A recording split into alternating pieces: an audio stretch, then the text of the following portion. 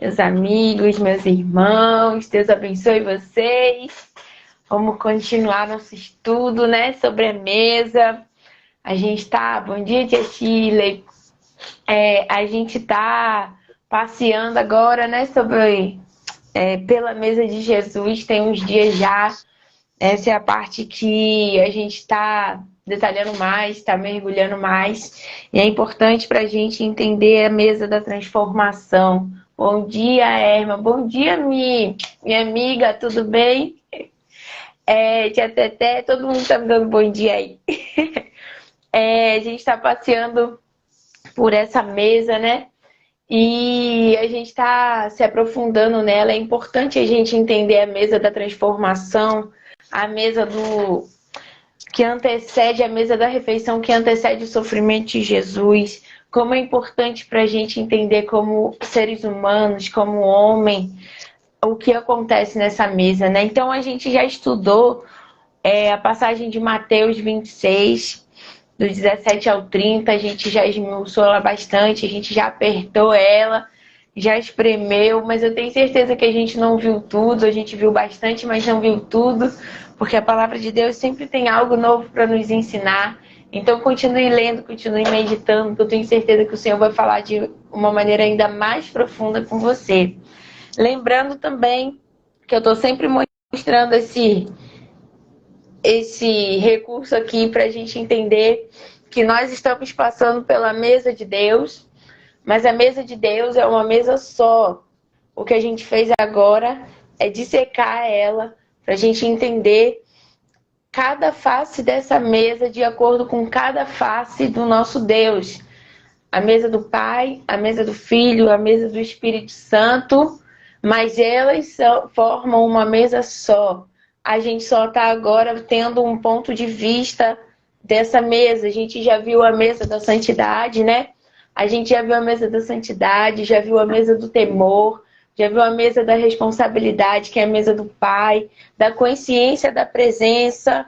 E aí a gente viu que ele nos convidou para estarmos em comunhão com o seu filho. E agora nós entramos na mesa desse filho, na mesa que a gente viu que é uma mesa onde está presente e evidenciada a nossa humanidade e a transformação da nossa natureza, na natureza de Cristo.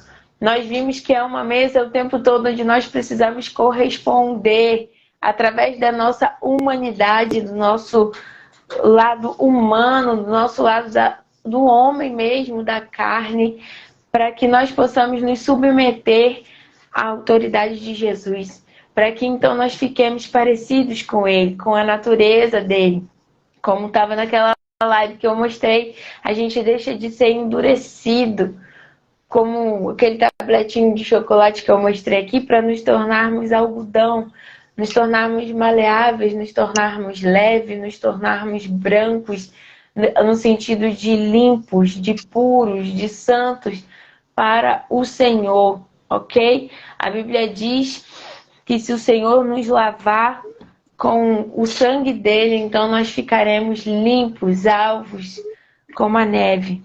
E através disso, através desse pensamento que nós estamos caminhando, a gente tem visto como é importante nós permanecermos na mesa de Deus.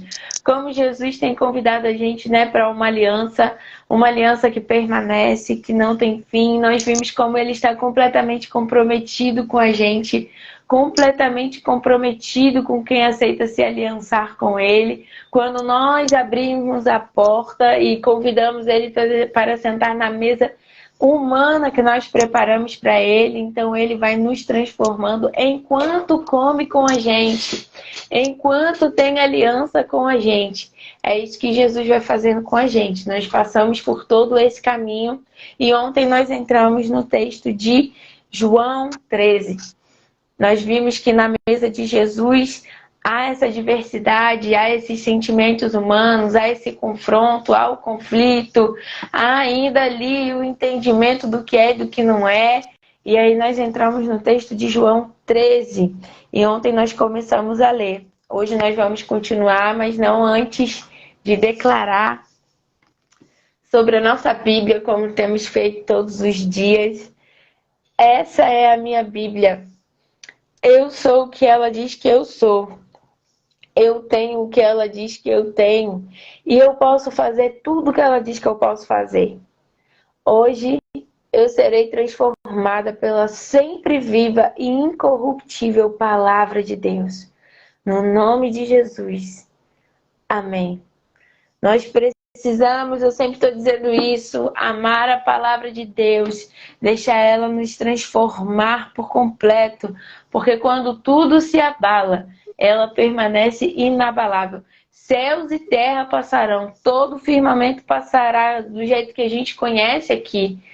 O mundo do jeito que a gente vê passará, mas a palavra de Deus jamais passará. Então, se nós temos algo para nos apegar, é a palavra de Deus. Se nós temos algo para seguir com a eternidade, é a palavra de Deus. A palavra de Deus é o nosso próprio Jesus, que se manifestou como verbo vivo que desceu do céu, como João diz lá no capítulo 1 do seu livro. Então nós precisamos amar a palavra, conhecer a Cristo, como toda a palavra aponta para Ele, e praticar tudo que está escrito aqui. Amém? Vamos então entrar hoje no texto de João 13 de verdade, porque ontem eu dei uma introdução e hoje a gente vai entrar verdadeiramente. Ontem eu deixei vocês com uma pergunta, nós fomos até a parte do texto que diz: ele tinha amado seus discípulos durante seu ministério na terra e os amou até o fim. E eu fiz uma pergunta a vocês para saber, para que vocês refletissem, não para eu saber, para que vocês soubessem, para que vocês refletissem como que está o nível do amor de vocês, e eu fiz essa pergunta para mim também, em relação ao nosso Jesus. Porque aqui diz que ele amou os seus discípulos até o fim. E eu falei que ele não estava falando só sobre os discípulos da mesa, né? Porque lá em João 17, ele ora por nós também. Então, os seus discípulos não são só aqueles que estão na mesa. Ele faz questão de interceder por todos aqueles a quem o Pai daria a ele, mesmo que viria depois, quando ele não estivesse mais presente fisicamente. Nós vimos ontem que o Senhor mandou o Consolador e ele se faz presente. E o que seria de nós sem a presença de Deus? Mas a presença física de Jesus é a promessa dele no nosso meio. A presença física, o face a face, o poder tocar, poder ver, poder olhar para ele. Ele está conosco todos os dias, sem mais separação. E nós falamos sobre essa saudade, sobre esse desejo da volta de Jesus, sobre o quanto nós precisamos desejar com todo o nosso coração essa volta, esse estar presente com ele. Mas nós vimos que ele não nos deixou órfãos, mandou o Consolador, nosso amigo, nosso ajudador, nosso maravilhoso Espírito Santo. O que seria de nós sem ele? E aí eu falei, será que a gente está de fato correspondendo a esse amor? Porque a gente viu que na mesa Jesus espera que a gente corresponda à aliança que ele está propondo para nós. O tempo todo na ceia ele está propondo uma aliança de casamento, um pacto de sangue, de santificação, de consagração, de separação conosco. E aí eu perguntei para vocês isso.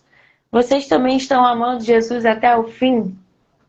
Então eu espero que vocês tenham pensado nessa pergunta. Se vocês não estão amando Jesus até o fim, que vocês possam entrar no secreto e falar: Jesus, me ensina a te amar até o fim. Independente do que aconteça, me ensine a permanecer até o fim. Porque apesar da mesa de Jesus aqui na terra ser uma mesa de processo, ser uma mesa de confronto, ser uma mesa de transformação, uma mesa de dor, uma mesa de humanidade, a gente viu que ela é só parte do processo. A gente está entendendo que existe uma alegria proposta, uma alegria em estar com ele, uma alegria em viver com ele. Eu estava vendo que lá em Lucas, deixa eu ver aqui se eu acho o versículo. Aqui, ó, em Lucas 22, capítulo 22, no versículo 29, Jesus diz assim: e assim como meu Pai me concedeu um reino, eu agora lhes concedo o direito de comer e beber à minha mesa em meu reino. Olha só que coisa linda. Porque a gente passou pela mesa do processo, porque a gente passou pela mesa de Jesus aqui na terra, porque a gente passou pelo processo de Jesus com Ele aqui. Então, Ele está propondo para a gente que a gente se sente à mesa dele, no reino dele com Ele. Essa é a alegria que nos está proposta. No 28 diz assim, ó, Lucas 22, 28. Vocês permaneceram comigo durante meu tempo de provação. Aí ele começa. E assim como meu Pai me concedeu um reino, eu agora lhes concedo o direito de comer e beber à minha mesa em meu reino.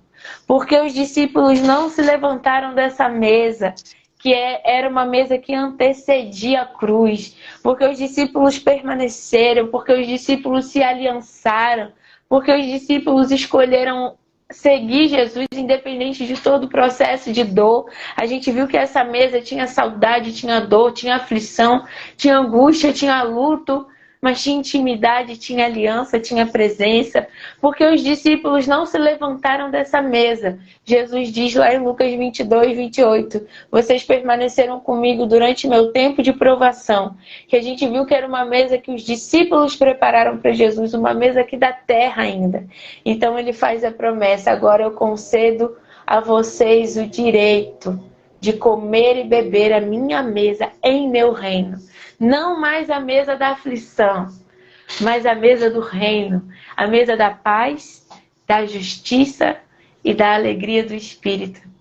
Então, se a gente permanece nessa mesa que nós estamos entrando, em Mateus 26 e agora em João 13, a gente tem uma alegria proposta. É essa mesa aqui, na mesa da humanidade, ainda sendo transformada, ainda sendo lapidada por Jesus, essa mesa do processo, nos leva à mesa do reino, a sentar com Ele na mesa do reino, a mesa de paz, de justiça e de alegria.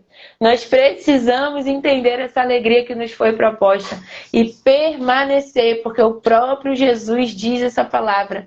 Eu estou lendo na versão transformadora, vocês já sabem, vocês estão acompanhando aqui. Vocês permaneceram comigo durante meu tempo de provação.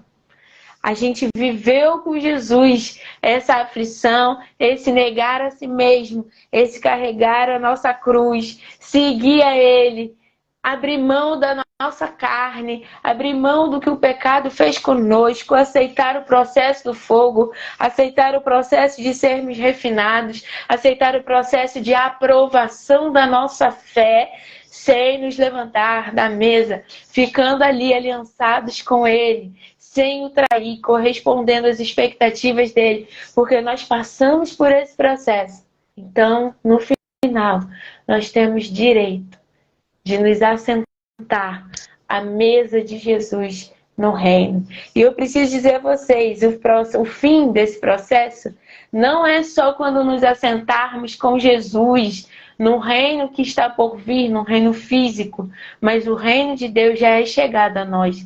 Nós já temos direito a nos assentar a essa mesa de paz, alegria, de justiça do reino, se nós permanecermos no processo. Quando nós ficamos no processo de transformação, nós temos direito à mesa do reino. A mesa do reino que é concedida a nós pelo próprio Jesus. Olha que coisa linda. Então vamos entrar aqui, de fato, que eu já falei isso 3 vezes. João 13. E os amou até o fim. Sabe o que eu percebi aqui? Que Jesus amou sem distinção de ninguém. Então Jesus estava amando Judas até o final. Quem decidiu trair, quem decidiu o inimigo se apoderar, quem decidiu deixar o inimigo se apoderar dele por causa da ganância do seu coração, quem decidiu se rebelar contra Jesus foi Judas, quem decidiu levantar da mesa foi Judas, quem traiu Jesus com um beijo foi Judas, mas o tempo todo Jesus amou Judas. A gente viu que ele molhou o pão e entregou para Judas, e isso era um sinal de honra para quem estava na mesa. Quando Judas chega lá junto com os guardas, para prender Jesus, para sinalizar quem era Jesus, Jesus pergunta para Judas: amigo, a que vieste? Jesus amou Judas até o final. Como eu disse para vocês, quem tem o poder de quebrar a aliança somos eu e você. A aliança da parte de Jesus permanece inquebrável, incorruptível, inviolável. Ela é para sempre e foi selada com o sangue dele. Eu e você que agora vamos ter responsabilidade com a outra etapa da aliança. Mas ele amou Judas até o final. O coração de Judas é que já estava corrompido para o amor de Jesus. Vamos continuar. Estava na hora do jantar. Lembra lá em Mateus quando a gente viu? Enquanto comiam, o processo de comer, enquanto passamos nesse processo, nós vamos sendo transformados, ensinados, lapidados, confrontados e aí libertos. E aqui também, estava na hora do jantar e o diabo já havia instigado Judas, filho de Simão Iscariote, a trair Jesus.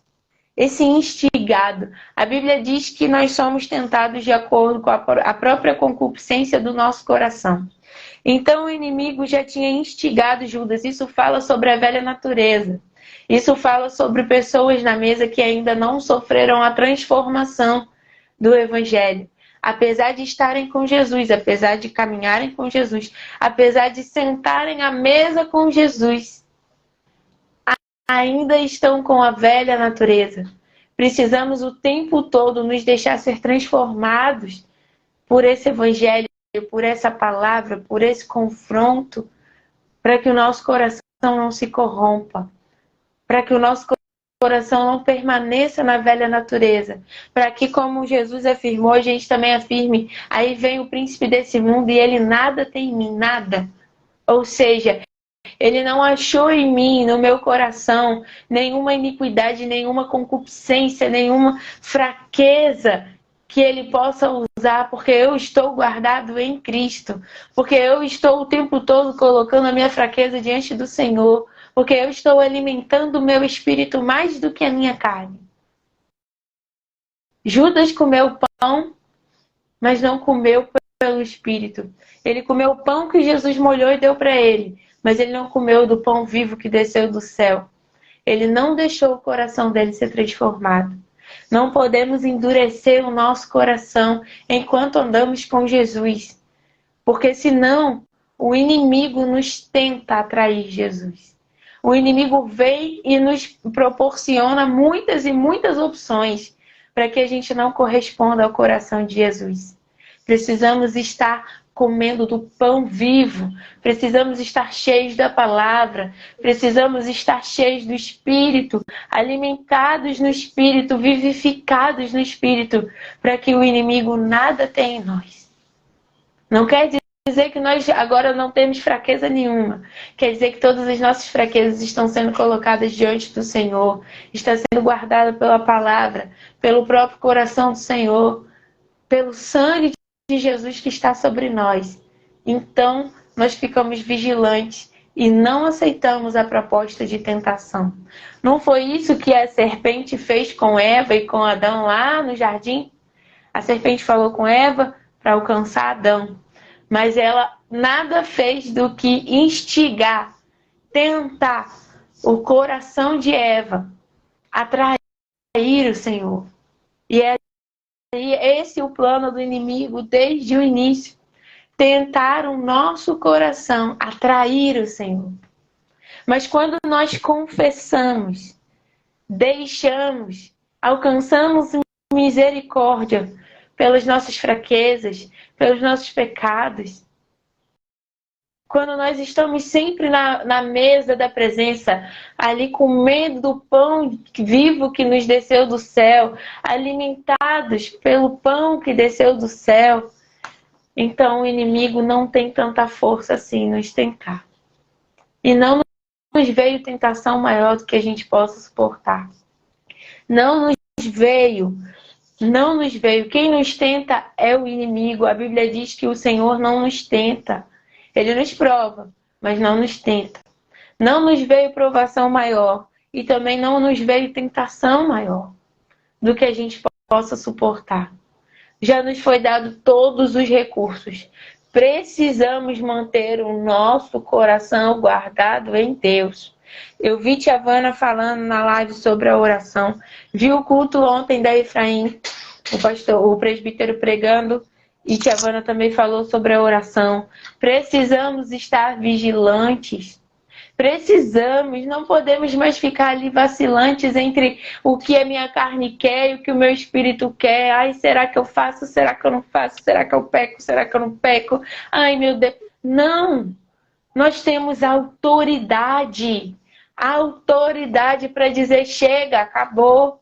Satanás, acabou. Daqui para trás de mim. Você não tem nada em mim. Tudo que tem em mim é do meu Deus. E Ele está me transformando dia após dia. O meu coração não será endurecido, mas eu serei transformado pela sempre viva e incorruptível palavra de Deus. Nós precisamos lembrar disso, para que nós não sejamos instigados pelo inimigo a sair da mesa, a trair o nosso Jesus, a perder o direito de nos sentarmos com Ele na mesa do seu reino. Precisamos lembrar disso. E aí ele continua. Jesus sabia que o Pai lhe dera autoridade sobre todas as coisas e que viera de Deus e voltaria para Deus. Jesus sabia que essa traição precisava acontecer. Jesus sabia que essa traição o levaria para o seu propósito. Aqui a Bíblia está dizendo que o Pai deu a Jesus toda a autoridade sobre todas as coisas. Ele sabia, ele tinha revelação do Pai que ele veio de Deus e voltaria para Deus. Mas essa autoridade aqui, eu quero frisar com vocês, essa palavrinha aqui, autoridade.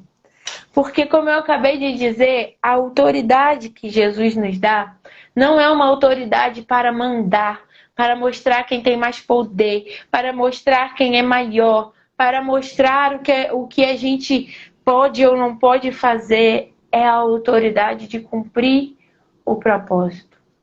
A mesa de Jesus é uma mesa que nos concede autoridade, mas é a autoridade do propósito. É a autoridade para o cumprimento do propósito. É a autoridade para que a gente de fato entenda o que precisamos fazer e caminhemos para esse lugar.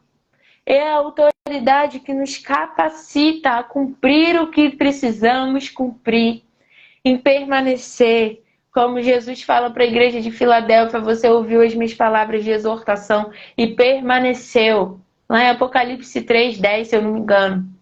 Você permaneceu, porque você ouviu as minhas palavras de exortação para permanecer. É essa autoridade, é a autoridade para servir, a autoridade para servir o coração de Deus, para cumprir o propósito que está no coração de Deus. A gente busca poder e autoridade, e isso não é errado, mas precisamos entender de que poder e que autoridade nosso Jesus está falando. Jesus tinha todo o poder, Jesus tinha toda a autoridade, toda. Mas era para servir, para cumprir o propósito, para corresponder ao coração do Pai e não trair o que estava no coração do Pai. Para subjugar tudo sob seus pés, para depois entregar ao Pai.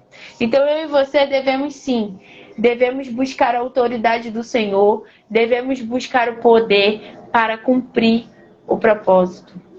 Eu estou procurando aqui também, porque lá em Lucas 22 tem uma parte muito interessante que diz assim, ó, deixa eu procurar, Lucas 22. Peraí. Aqui, ó, Lucas 22, lá a partir mais ou menos do versículo 17, por ali, Jesus começa a falar com ele, né? Com eles que estavam ansiosos para tomar a ceia com eles, de que não beberia vinho outra vez, de que não comeria dessa ceia outra vez, sem partilhar com eles no reino. Jesus está falando que um iria trair ele. Jesus está falando sobre o sofrimento, o sacrifício dele. Jesus está falando sobre o sangue que teria derramado. Aí no 22 Jesus fala, porque foi determinado que o Filho do Homem deve morrer, mas que aflição espera aquele que o trair. Aí Jesus está falando sobre tudo isso que nós vimos também em Mateus 26. E aí os discípulos começam a perguntar quem faria uma coisa dessa, tal. Aí no 24, a discussão, depois de tudo que Jesus disse, no versículo 24, a discussão dos discípulos era, depois começaram a discutir entre si qual deles era o mais importante. Eu falei, meu Deus, é uma mesa mesmo de humanidade. Porque Jesus acabou de dizer sobre a morte dele, sobre a traição que ele iria sofrer, sobre o sangue dele derramado, sobre ele fazer o pacto de voltar para buscar os discípulos, de ter saudade dos discípulos, de não comer nem beber sem os discípulos, de que eles fariam isso com Jesus no reino. E aí Jesus falando todo esse discurso e os discípulos começam a discutir entre si qual deles era o mais importante. Eu falei, meu Deus, que é realmente uma mesa da mentalidade humana ainda confusa, uma mesa da transformação, mas Jesus com toda paciência e misericórdia, ensinando seus discípulos. E aí ele começa a dizer, nesse mundo, os reis e os grandes homens exercem poder sobre o povo. No entanto, são chamados de seus benfeitores. Entre vocês, porém, será diferente. Que o maior entre vocês ocupe a posição inferior e o líder seja o servo. Quem é mais importante, o que está à mesa ou o que serve? Não é aquele que está à mesa? Mas não aqui. Aqui onde? Na mesa de Jesus. Não aqui, no reino não. Pois eu estou entre vocês como quem serve. Aí ele entra no discurso que eu já tinha lido para vocês. Vocês permaneceram comigo durante meu tempo de provação. E assim como meu pai concedeu um reino, eu agora lhes concedo o direito de comer e beber a minha mesa, em meu reino. Vocês se sentarão em tronos e julgarão as 12 tribos de Israel. Então Jesus está ali falando desse discurso. E aí quando ele começa a falar sobre a questão do reino, os discípulos vêm e começa a discutir quem é o maior. E a gente precisa entender que essa autoridade que é dada na mesa de Jesus, porque nós permanecemos, é uma autoridade para servir. Ele diz, na minha mesa não. No meu reino não é assim. No meu reino o mais importante é quem se levanta da mesa para servir. Não quem fica sentado dizendo que tem mais poder e mais autoridade. E é baseado nessa afirmação, nesse ensino, e é baseado nessa dificuldade de entendimento dos discípulos, que Jesus começa a fazer o que ele vai fazer aqui agora em João 13. Assim, levantou-se da mesa, tirou a capa, em algumas versões a veste, em algumas versões a túnica. O que importa é que era uma veste que só se tirava na intimidade. Não andava na rua sem essa veste, sem essa capa, sem essa túnica. Não se andava na rua sem essa roupa. Isso era algo que se fazia dentro de casa com quem se tinha intimidade. Era como se ficasse com a roupa de baixo. Então Jesus se levantou da mesa, porque ele tinha acabado de dizer que o maior não é o que está à mesa, mas o que serve. E ele tira a capa, as vestes, mostrando ali intimidade. E enrola uma toalha na cintura.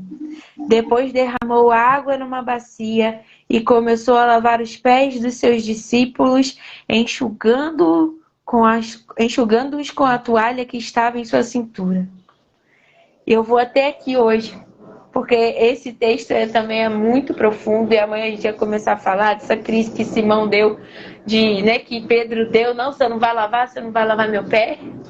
Mas eu quero que vocês entendam por que Jesus começou a fazer isso. Por que Jesus mesmo se levantou da mesa?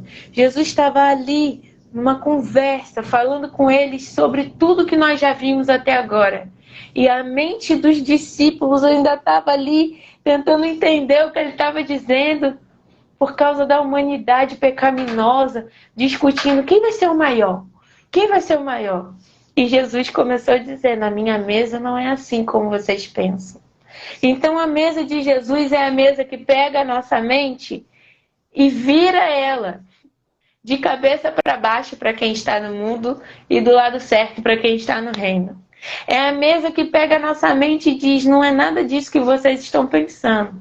É a mesa que pega a nossa mente e rasga o que a gente entende como humano e coloca na gente a mente de Cristo.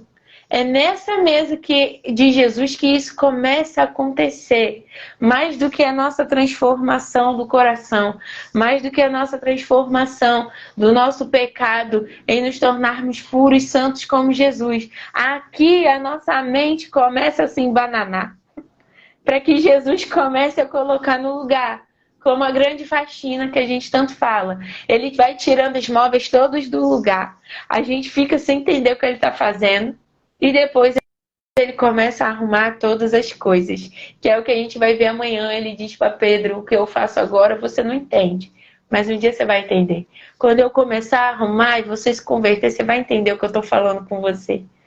Então que hoje a gente fique até aqui e entenda que tipo de autoridade nós estamos buscando no Senhor, na mesa de Jesus. Quando a gente pede ao Pai qualquer coisa no nome de Jesus, é para servir, é para cumprir o propósito, porque é para isso que Ele nos deu autoridade, para isso Ele nos deu a autoridade que está no nome dEle, para que nós possamos de fato levantar da mesa, servir aos demais, servir ao reino, servir ao Filho, servir ao Pai, correspondermos ao Espírito Santo, servir ao Espírito Santo. Nós precisamos entender que essa autoridade é para servir. Essa autoridade é para cumprir a palavra que foi designada para nós. A gente viu que a mesa de Jesus é a mesa do cumprimento da palavra. Então que a gente possa entender em que pé está o nosso pensamento em relação ao Evangelho. Eu estou entendendo de fato que eu preciso servir. Eu estou entendendo de fato que é essa autoridade. Quanto mais eu subo a patente no reino espiritual, porque somos um exército, então temos patente. Quanto mais nós estamos ali subindo a patente, é para poder descer. Quanto maior a sua capacidade de descer, maior a sua patente. Quanto mais a sua capacidade de diminuir, maior a sua patente. Por quê? Porque Jesus está crescendo em você, através de você, para que você sirva. Então, vamos pensar nisso, tá bom? Até amanhã, para que a gente possa começar a digerir o que Jesus está fazendo aqui. E que a gente possa pensar também em Lucas 22, nessa parte que eu li para vocês. Esses conflitos, essas perguntas de quando Jesus está falando de coisas eternas. E os discípulos pensando de coisas da terra. Precisamos elevar o nosso pensamento. E a mesa de Jesus é uma mesa que provoca isso. Ela tira a nossa mente dessa terra e coloca a nossa mente no céu, no reino, na eternidade, na grandeza de Deus. Amém?